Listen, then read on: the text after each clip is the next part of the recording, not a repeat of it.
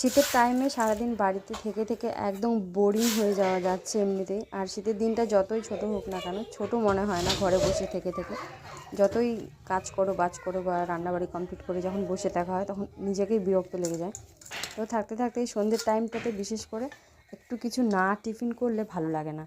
তো এই জন্য আজকে আগে থেকে আমি চালটা ভেজে রেখেছিলাম, আর চাল ভাজার সাথে সাথে এগুলো কেটে রেখেছিলাম। ধনিয়া পাতা, গাজর, তারপর চানাচুর তো নিয়েছি, তার সাথে কাঁচা লঙ্কা, পেঁয়াজ সব কিছু ভালো করে এখন মিক্সড করছি। আর তার সাথে ওই সাইডে দেখতে পাচ্ছেন ছোটো বাটিটা, ওটাতে আমি গোটা কয়েক মুঠো সিদ্ধ করে রেখেছি।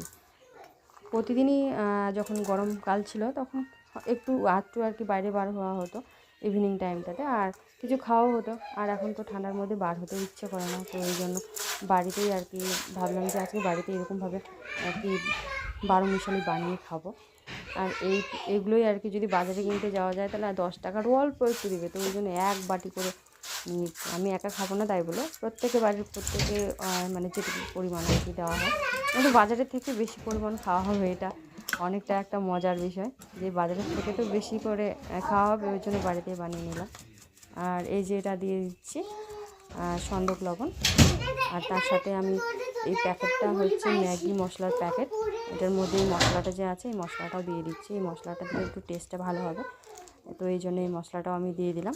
আর তার সাথে এই যখন এখন মেখে চুষে ভালোভাবে পরিবেশন হবে।